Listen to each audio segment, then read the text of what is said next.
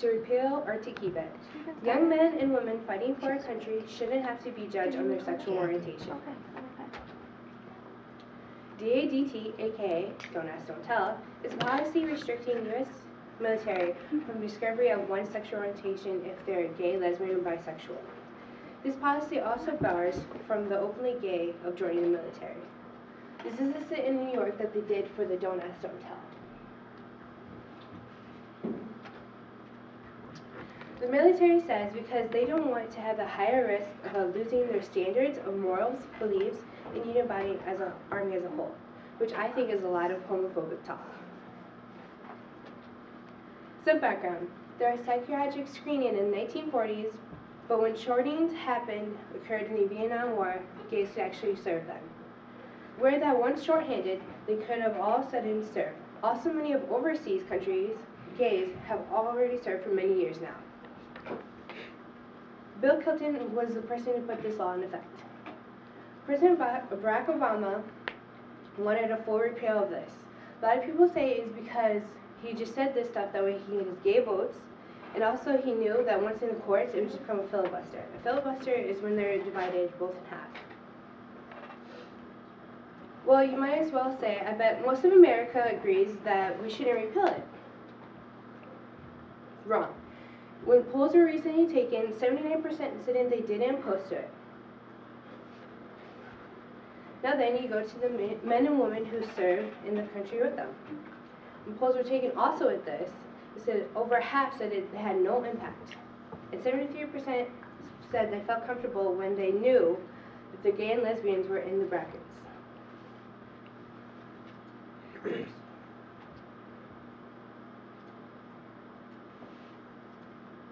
Oops, sorry. That's right. Who served in Iraq. David Santos, a Navy-trained Arabic linguist, and Army-trained Korean linguist Jared Chapowski. How many people knew?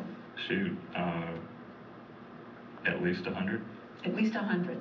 Yeah. And you weren't discharged? No. Well, the only thing that ever happened to me was my leading petty officer came up to me and he said, you know, I think that everything about homosexuals is disgusting. It makes my skin crawl, but we still love you.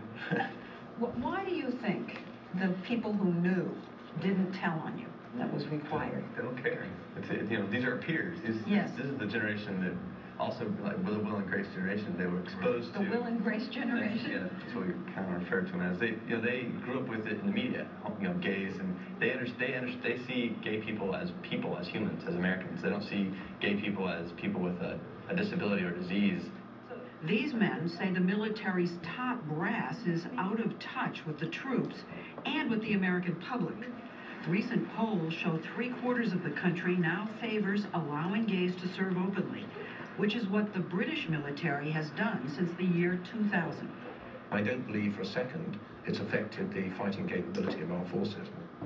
Admiral Sir Alan West, now an anti-terrorism minister in the British government, was head of the Royal Navy back then.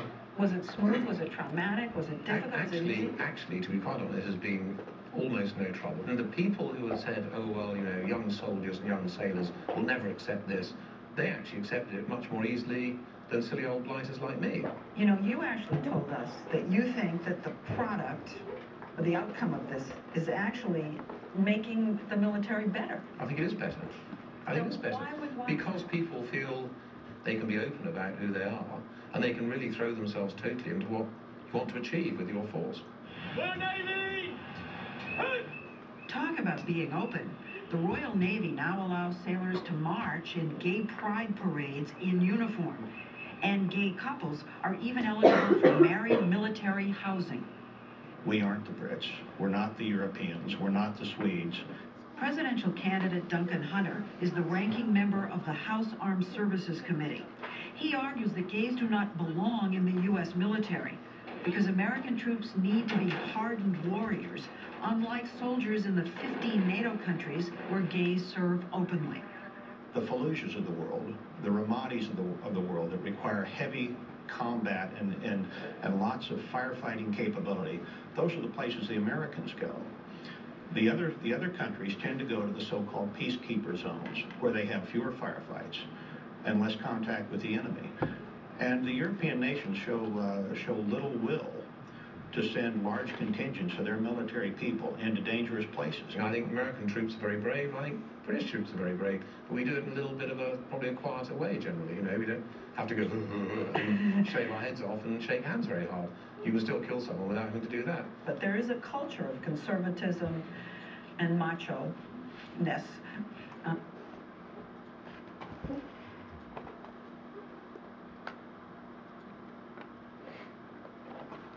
Folks, I think, have the mindset of a soldier coming out in pink sequined uniform, but the gay men I know aren't serving in the military either.